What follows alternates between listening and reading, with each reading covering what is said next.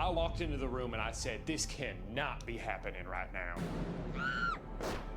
This is not the kind of thing that normally happens in this town.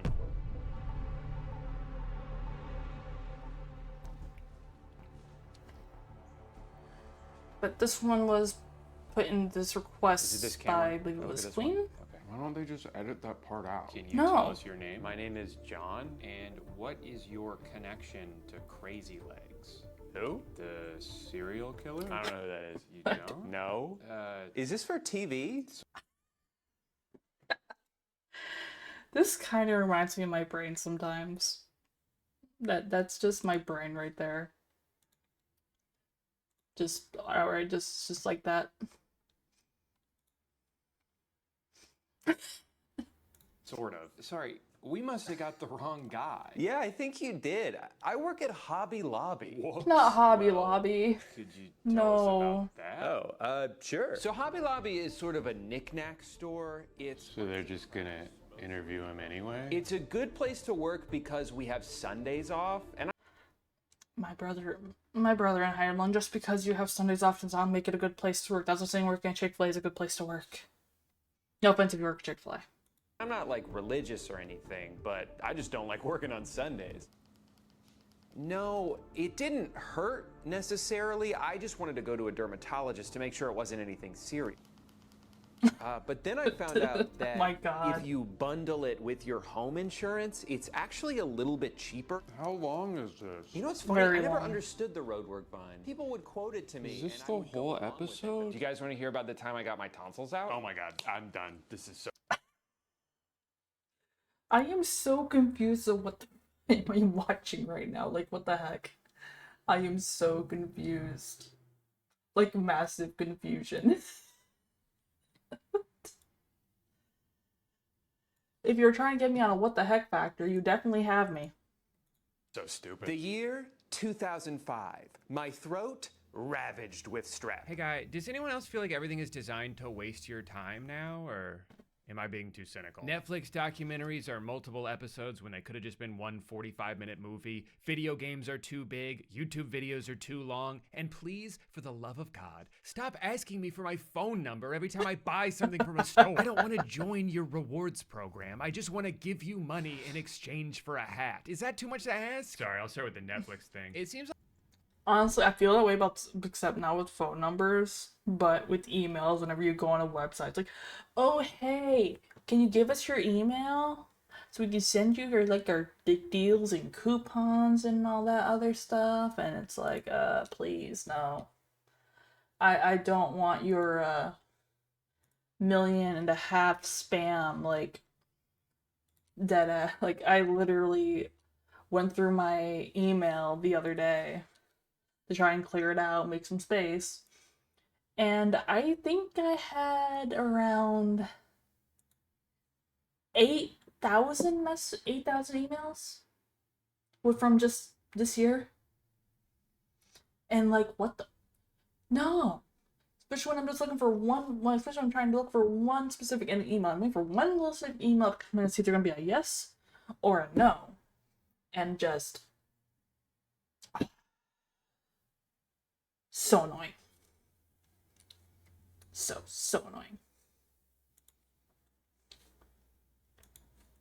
like half of what I watch on Netflix is twice as long as it should be. They always make it just interesting enough to hold your attention, but it's still pretty clear they're trying to stretch it out as much as they can. And I know it's not just me who feels this way, because I'll look up reviews after I watch something and they almost all say the same thing. Watchable, but it drags on, could have been tied up in one episode. Please, Netflix, stop trying to make a series when there simply isn't the content for a series. They made a documentary a couple years ago about the Cecil Hotel, a place that has, I'll say it, an alarming number of deaths associated with it. It's the site of that extremely famous elevator video of Elisa Lam right before she was found dead. So there is plenty of mystery to uncover here, but by episode 2, they were just interviewing YouTubers. Not people connected with the story, just a bunch of random dudes who had Googled stuff about it before. They keep calling them web sleuths, which I guess is the most official way of saying that you just woke up one day and decided that you are a detective. Well, since no one else has been able to crack this case, I guess it's up to me. Generally, Yeah, and then they find out, and then they go look up something, and they're gonna make some really obscure comment that some person is going to grab onto, and then they're going to turn it into a giant conspiracy theory. It's that's what's gonna happen. Like that, they'll like take this tiny little detail, and they're gonna spin this into a whole conspiracy. I believe I did post this one. Trust me, bro. You know, there are very few people I will take a trust me, bro, at face value.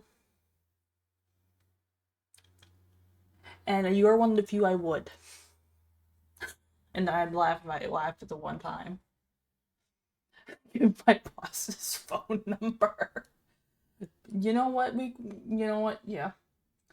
I was guilty a lot of times to just look up the store number for the place before I go in, and then that's the number I punch in, and if it works, cool.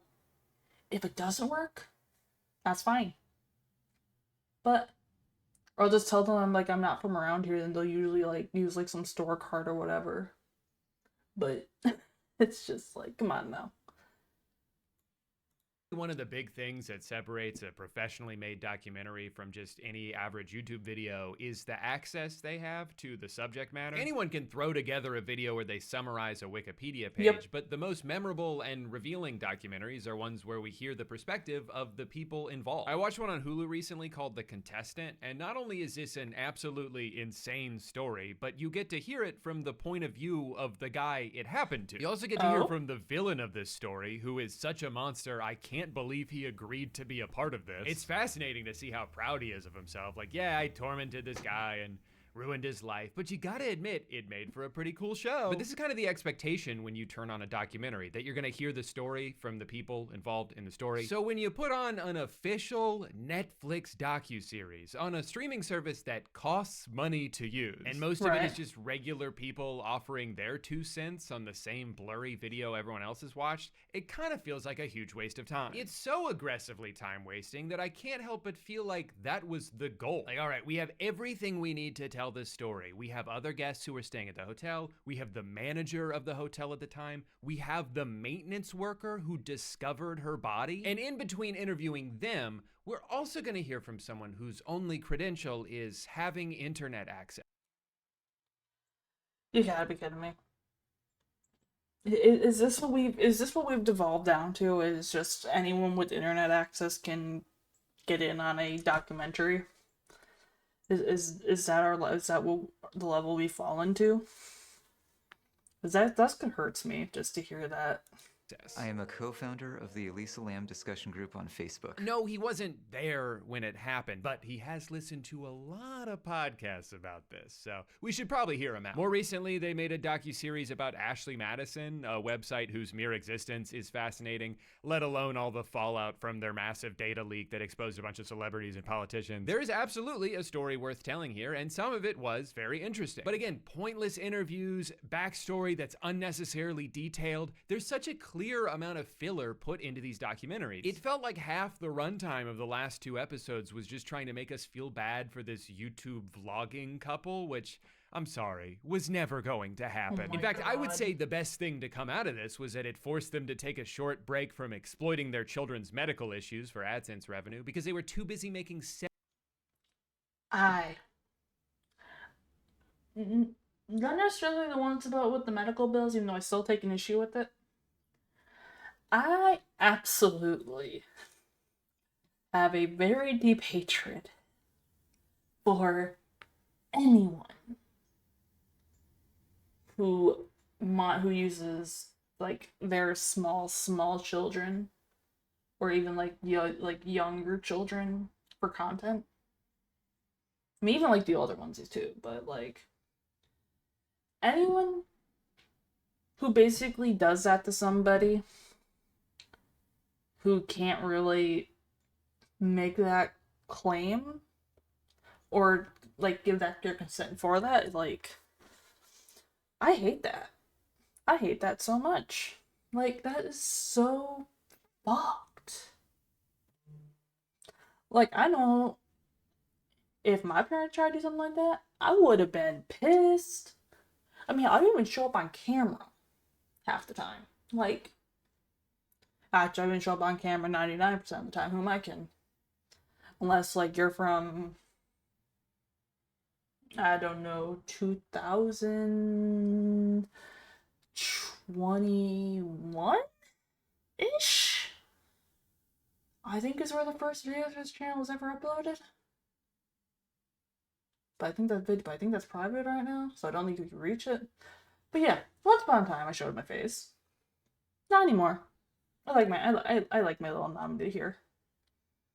17 videos about how they were going to be on Netflix. Now, I would guess, like with a lot of their scripted content, the shadowy Netflix overlords are more responsible for a lot of these decisions than the talented people who work on these. I don't think almost every single documentary is 3 60-minute episodes, because that's always how much story there is to tell. I think that's the mandated runtime that their bosses give to them. So even when they end up with footage that doesn't add anything to the show, they kind of just have to leave it in anyway to pad the length. There's a series they did a couple years ago with Chris and Bell called The Woman in the House Across the Street from the Girl in the Window. As you could probably guess from Why is your title so long?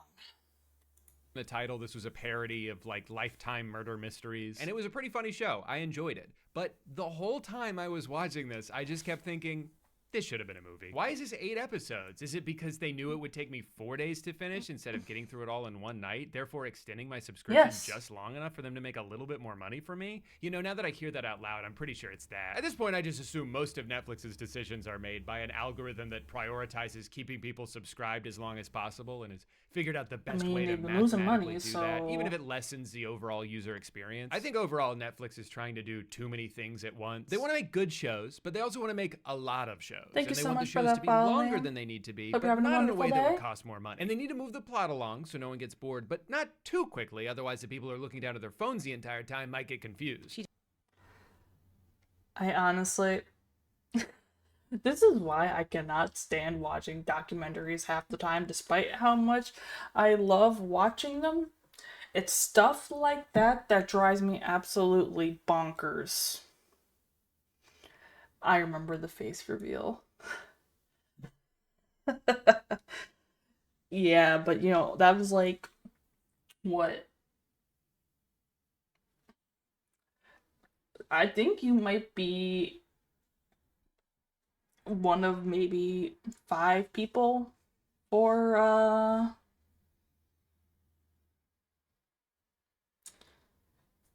who was there for the face reveal, or that was a part of the channel and the community at that time. Like, it was long ago. Like the most recent face reveal I think I did was about a year ago, and that was before the large growth spurt that happened over on YouTube.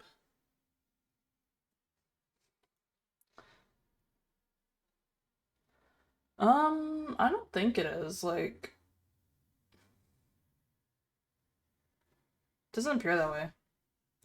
Unless there's too much latency.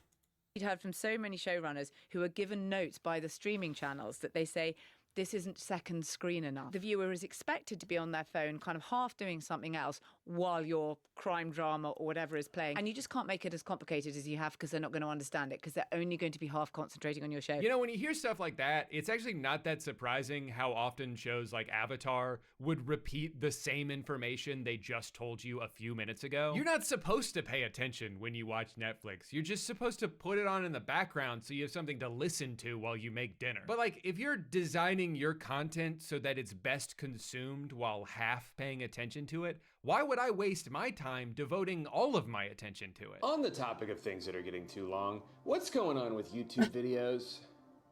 Does anyone know? I'm old enough to remember when the 10-minute mark was something videos got stretched out to.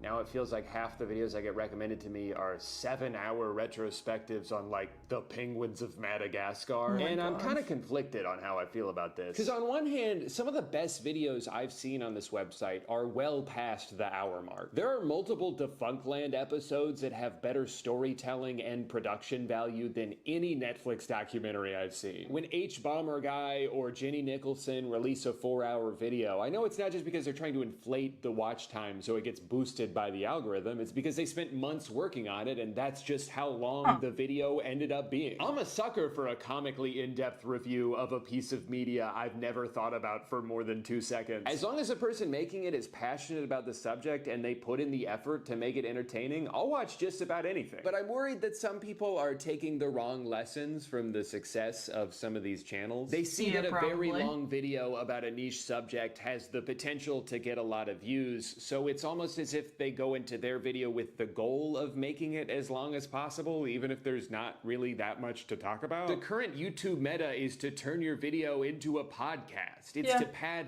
the absolute shit out of the runtime because that's what the algorithm likes. And to be clear, I don't really blame these people for doing this, especially smaller channels who are just trying to make their videos stand out before they drown in the bottomless ocean of content. But it's just frustrating from the audience perspective that the system is rewarding unedited yapping. If I just vomit out every word that remotely pertains to the topic at hand with no thought into brevity, no consideration of the viewer's time, it's actually more likely that YouTube will push my video out to those people whose time I'm not valuing. The algorithm is teaching me that I shouldn't cut things out of my video if they feel superfluous or unnecessary or repetitive or like I'm just saying the same thing over and over again but in slightly different ways. They'd prefer if I stretched out every video as long as I could, but if that's all I'm doing, what message am I sending Reason number 7,000, I hate the YouTube algorithm. to the audience I'm trying to cultivate? That their time is just something for me to leverage so I can get more views? That's a little shitty. But the worst thing is when they start doing an ad read at the beginning of a video that, quite frankly, I'm not even sure I'm interested in yet. You haven't even hooked me, and you're already trying to sell me a water bottle that smells bad? Brother, if I wanted to be advertised to, I would fly to New York City and spin around in Times Square. I didn't click on this video to learn about the deodorant that changed your life. I clicked on this video to hear a grown man rant about the Fairly Odd Parents for 3 hours. So in that way, this is kind of my fault. I don't know what I was expecting. Deadass. I would totally watch a 3-hour rant about the Fairly Odd Parents. 10 out of 10, I would watch one.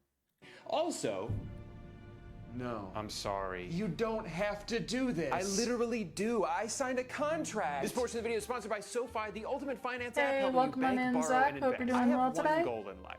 To be the first person in human history I'm just gonna let to this have add this little thing play here so I can have an my amount cocoa long today. considered to be unreachable, and yet I will reach it. Yeah, Minnow, I And even though think I'm it's only just about your 3% side of the that's way having there, some I'm not delay. giving up. Because with SoFi's high yield checking and savings account, I can earn up to 4.5% APY on my savings with direct deposit, which is 10 times the national average savings rate. High yield savings accounts are a great way to make your money work harder for you so you don't have to work harder for your money. Your typical savings account with direct deposit at your local had my bank earns you cocoa. just 0.46% interest, and that's not enough for me. I have a world record to break. But with the SoFi high yield savings account with direct deposit, in just 5 weeks, the money in my savings account is earning more I forgot than to it would put in an marshmallows in my entire year in a cocoa. big bank savings account. With SoFi checking and savings, you also get paid up to 2 days early. I have never been pay so no account disappointed in fees, myself and you can cash in on up in to a while. $300 when you sign up with direct deposit. But here's the best part. SoFi and I are teaming up to give away $10,000. Like, I bought a whole thing, So I guess giant I'll be the container of second cocoa person mix, to have and a $100. bag of All you have to do to enter marshmallows, is sign up for a and SoFi whipped checking and cream. savings account right So I now have my using my cocoa, link, and that's it. and I Take a forgot look at both of the description or latter. Scan the QR code on the screen to enter for a chance to I'm win. so But just make sure disappointed in you're myself using right my now. link because it's the only way to enter. Thank you to SoFi for sponsoring today's video. Now, based on everything I just described, you might be thinking, okay, so you want every video to be as concise as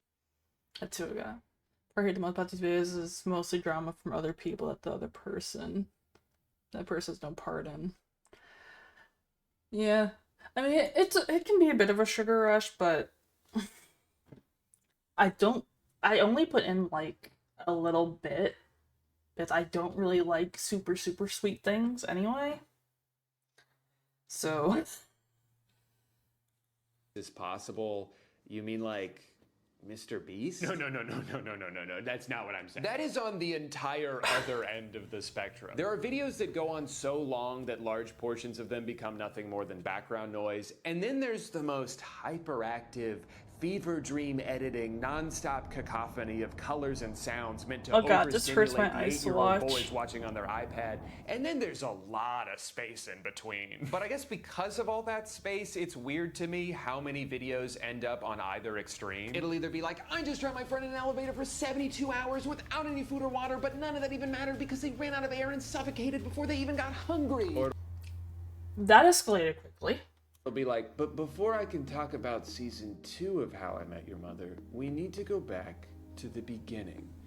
The first camera was invented Oh my in God. 18... I'm just asking that we meet somewhere in the middle, that's all. Also, to be clear, Mr. Beast and all of the channels copying him have never made their videos that way because they value people's time. They're just trying to keep their retention rate as high as possible. It's just a different metric they're prioritizing. If Jimmy cared about his audience at all, he wouldn't sign off on doing this unbelievably deceptive bullshit where during mid-roll ads, they put this progress bar on the bottom that starts off really fucking fast. It makes it seem like, oh, this will be done in a few seconds. I don't need to skip And then it this. And slows then once people down. have done the math in their head and decided they're just gonna see it through to the end, the progress bar mysteriously slows down.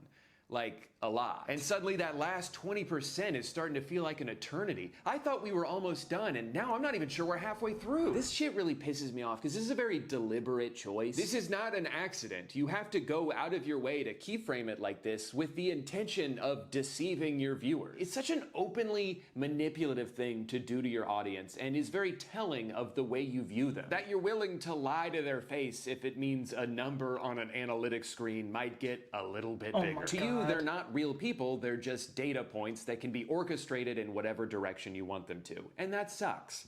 And if you agree with me, please sign up for my Patreon. Right now, I'm trying to buy a bunch of Teslas so I can see how many you can stack on top of each other before they explode. I have a lot of respect for creators that make algorithmically counterintuitive decisions because they don't want to waste their viewers' time. I think Internet Shaquille is hands down the best cooking channel on YouTube. He's knowledgeable, he's funny, and he always just gets right to the point. There's a promise of information in the title, and he doesn't try to withhold it from you just because he could theoretically put more mid-rolls in by meandering for a bit. For a long time, Tom Scott was kind of the science version of this. Nerd Writer is like the film version of this. In a world where most video essays end up being somehow longer than the piece of media they're about, Nerd Writer's still barely hitting that 7-minute mark. It's just, here's this thing I noticed in a movie, here's some insight about it, and that's all I got for you, brother. But I think it's also worth noting I absolutely respect the heck out of that.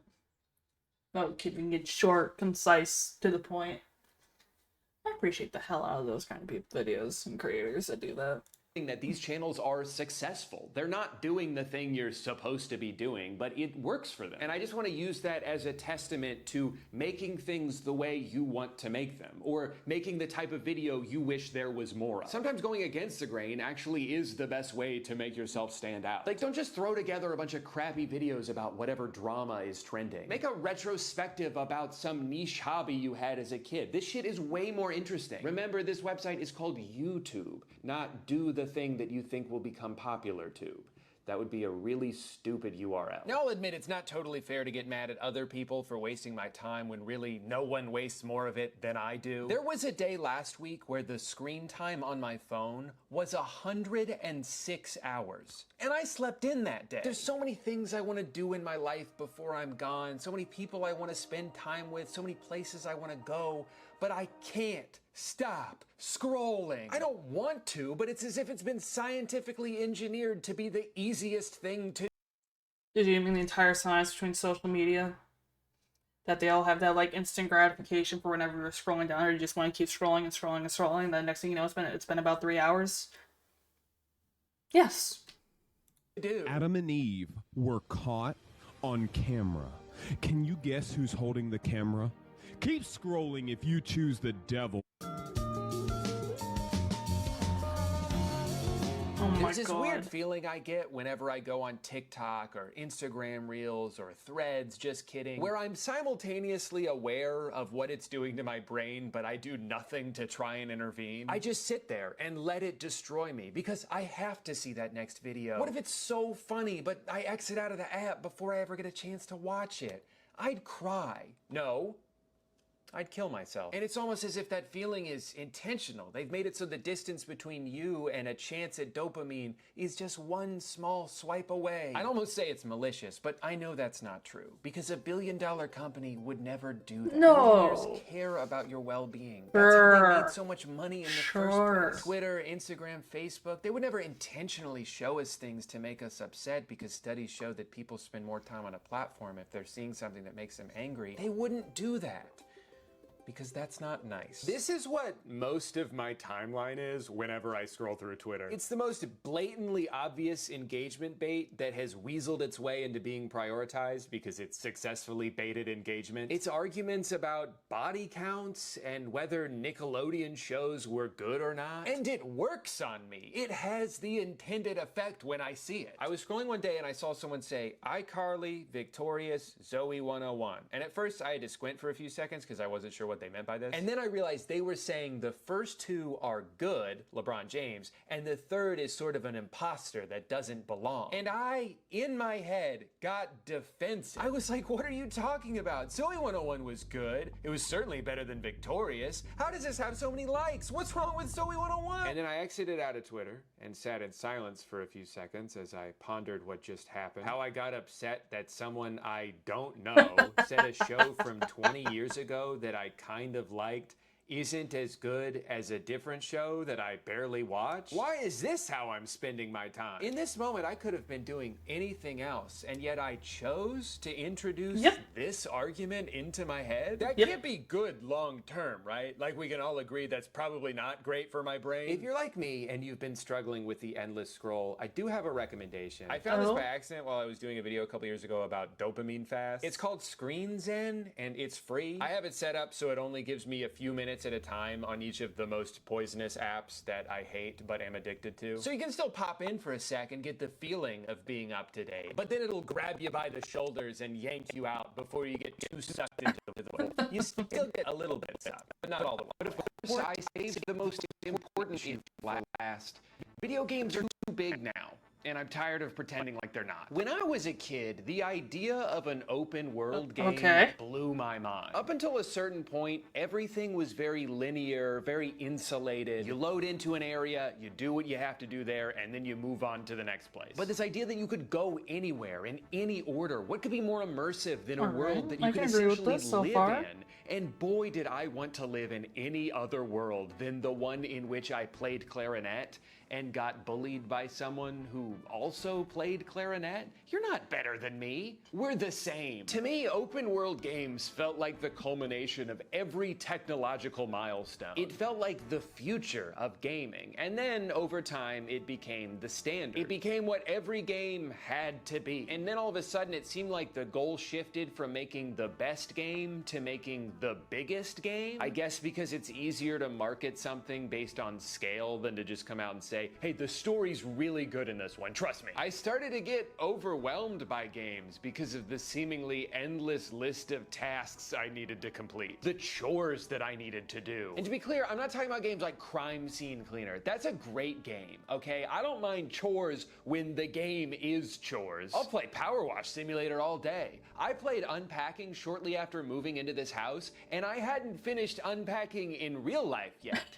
My wife was not happy about that. What I'm specifically referring to is when games feel artificially padded with repetitive side quests. When there's like 7 different activities to do, but you just end up doing each of them 100 times. And as someone who goes into games with a completionist mindset, this is the quickest way to make me give up. Because I'll try to collect every item and go into every corner for like 20% of the story until one day I just stop opening the game altogether, relieved by the massive weight now off my shoulders. I think there's a big reason why Elden Ring had such a big impact on me and so many other people. Yes, you're in this.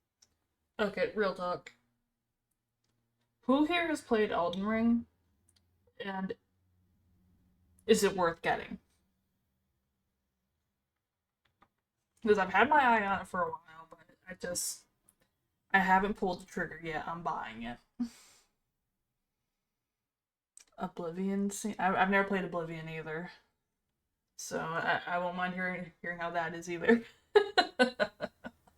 Staggeringly large open world littered with places to go and things to kill, but it's not in the form of just a bunch of exclamation points on your mini-map. Almost everything you do in this game is motivated by, oh, that looks cool, I want to go over there. It's the feeling you should have while playing an open world game. It's that sense of wonder that has mostly been lost by all these cookie-cutter taskathons. Also, the more bloated a game is with content, the more narrative dissonance there ends up being, which of course only matters matters as much as you let it, but it's still really funny sometimes when the main quest line of a game is trying to instill this sense of urgency, but at any given moment you can just go fuck around for 15 straight hours. We've only got until midnight tonight to rescue my uncle, or they're gonna execute him. Okay. Hey, do you think there's anything cool in this cave over here? A compromise that works great for my brain is a semi-open world, like the two most recent God of War games. I like when there's enough optional. You know what?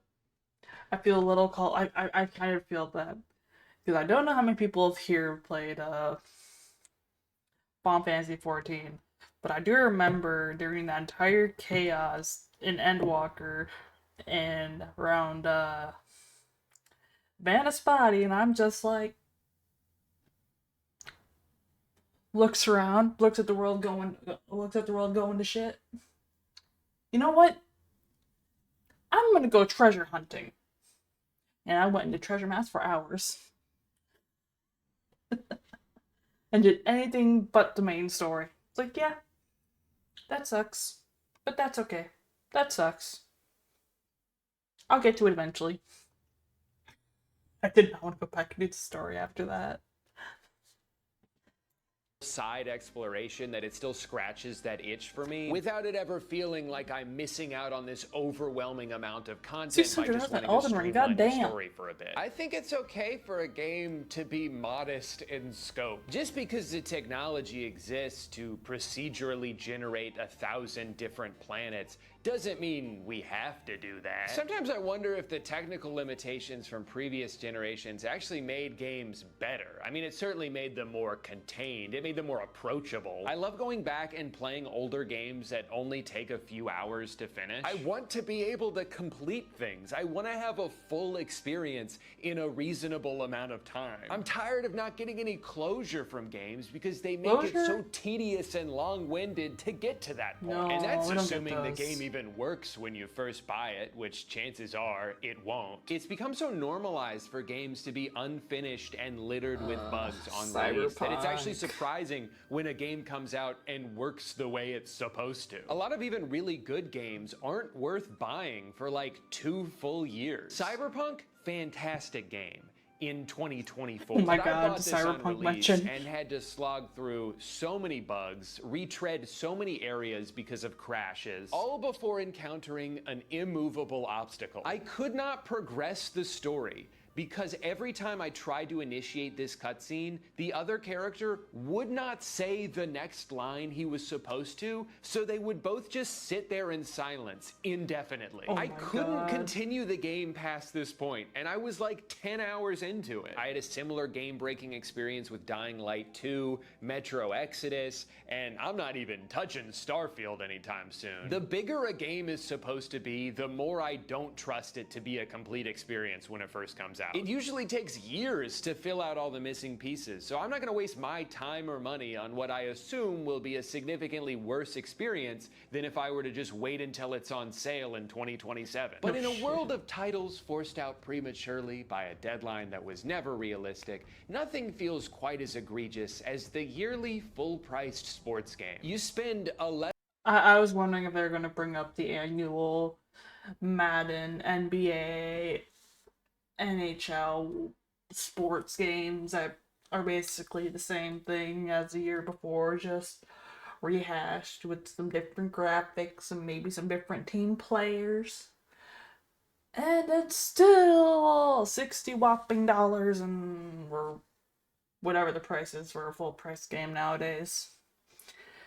I haven't bought a game at full price in so long, I don't even actually remember how much they cost now. Probably way too much. 11 months building up a player or a team or a general manager if you're a weirdo like me. And then as soon as the calendar flips over, you gotta start from scratch. All right, everyone, time for the new game. Yes, it's $100 again, but we've made so many $100? $100 for this? Are you for real?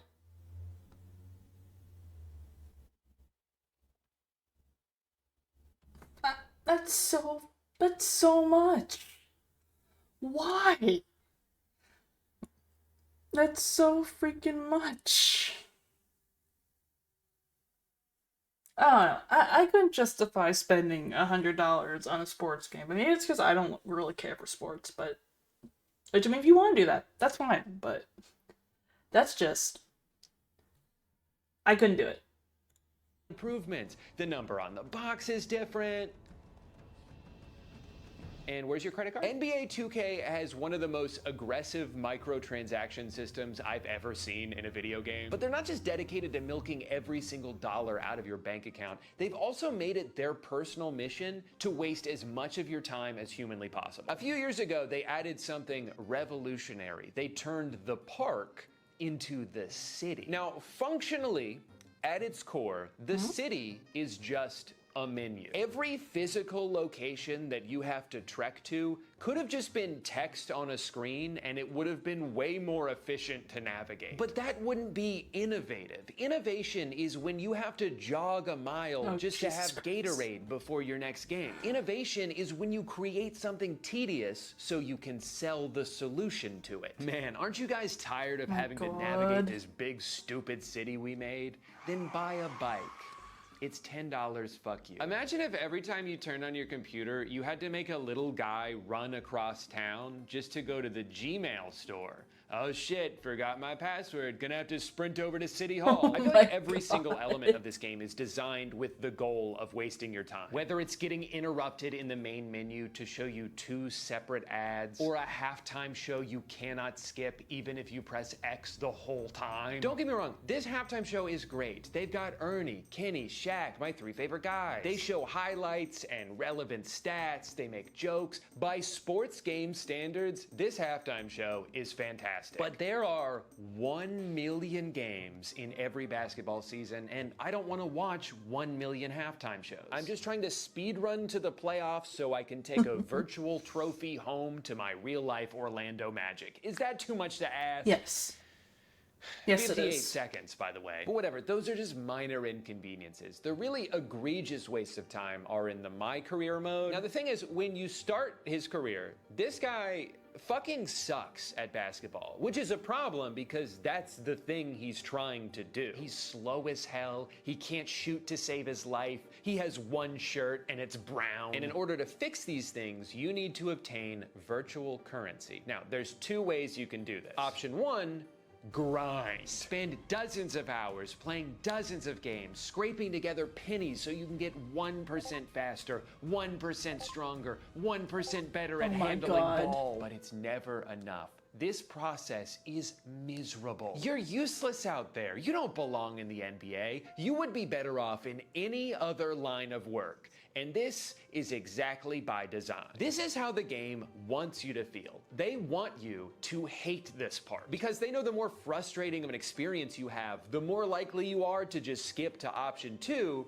spend $40 more. Come on, just do it. You don't have time for this. It's Don't you only wanna get to the fun part? $50. You It's start only doing the math in your head and $100 and so on rationalize it and as a so on and no-brainer. so Yeah, on. $40 is a lot of money, but it's not nearly as much money as I could earn in the 40 hours it's saving me. You feel like a genius. You feel like you outsmarted the system. Oh my and then God. you realize this is the system. I did the exact thing they wanted me to do. And it wouldn't even be that bad if the game itself didn't already cost $70. But now you're out over $100, maybe $150 if you pre-ordered it. Also, the professional athlete you created doesn't play like he's never touched a basketball in his life before. And I've got all the natural ability in the world thanks to my genetics. And then you get to do it all again next year. This whole system of paying to skip a grind that has been intentionally designed to be insufferable has become way too common. Developers are purposely holding our time hostage, knowing we'll probably spend a few bucks to get some of it back. I feel like that's almost the entire business model of MMOs. It's one of the reasons I stopped playing RuneScape after our lifelong on-off relationship. I kept having to fight the urge to spend a few bucks on gold because the alternative was earning it in the game, but then I'd have to play the game. And I don't want to do that. I just want to play the end of the game. How long does it take to get there? Oh. That's Well, I guess this is a where lie. I live now. In conclusion, life is short. and your time is precious. It's your most valuable resource, and you should treat it that way because unfortunately, no amount of it is guaranteed. And I just hate seeing how much it's become commodified, how companies have figured out ways to steal as much of it as they can from us. You can't even pause a fucking movie anymore without having your attention demanded. I know you're just getting up to pee, but if you could please scan this QR code, we got a lot of interesting information about Lysol wipes. The way our attention gets pulled in every direction at all times also makes me feel like I should be multitasking always or I'll fall behind. I always feel like I'm missing out on something. There's so many movies I want to watch and games I want to play, and there's not enough hours in the day to do it all. So when I do give myself free time, I try to be overly efficient with it. I can't just play a video game. I should be catching up on podcasts. Loading screen, perfect. That gives me exactly 9 seconds to scroll through TikTok. I hate to be bored. I'd hate to have to listen to the thoughts that are already in my brain. I need to be absorbing new information constantly or I'll die. I've been trying more and more lately to not let the feeling that there's something better I could be doing prevent me from enjoying the time that I have. Sometimes it's nice to go for a walk without bringing my AirPods. There's still plenty of stuff to listen to. Birds, cars, 1 billion cicadas making the world's loudest Your racist sound. neighbors. I don't need to min-max content consumption. In fact, I probably shouldn't be doing that. I don't think prioritizing constant small hits of dopamine, hoping it all adds up to something meaningful, is the secret to being happy. The secret to being happy is gambling. Nobody's ever had a bad time in the casino. This is free. So how do you make money? Advertisers to cover This is an ad. is Oh my always God. Whatever you're watching, we're able to monetize using the bottom. Okay, so check this out. So there's a That's Pizza Hut insane. ad right there. We literally are now on pizzahut.com, and we can order a pizza. Oh my God. That is wild. That is so freaking wild. Pizza Hut ad. Good video though, like holy. That was good. That was good. Solid recommendation, Queen. Too many people don't want to play God Rifter tutorial and it's completely defeating the purpose of the game. I mean, I have moments like that too, but I still won't like. So it's like when he mentioned gambling and no one's had a bad time at a casino. I can't I'm about to admit this, but so you will never, and I mean never, catch me playing anything like Genshin, Zenless Zone Zero, Honkai Star Rail, Honkai Impact 3rd. Like, you will never catch me playing any of those games. Not on stream. You won't find them on my phone. I won't touch them. Because unfortunately, I spent a little too much time working in an arcade. I understand how the pretty colors and sounds and all that works on your brain. And despite knowing this, or before knowing all that, I spent too much money on a different game, went bankrupt, and I will not touch another one of those gacha games again in my life. Whether it be on PC, mobile, I don't care how generous the system is. You're not getting a penny of my money. Ain't gonna happen. No. Besides, you see the price of shit nowadays? Everything's too fucking expensive. Walking with some friends, I never had a guy and the other two people. I was like, they were okay. Oh my God.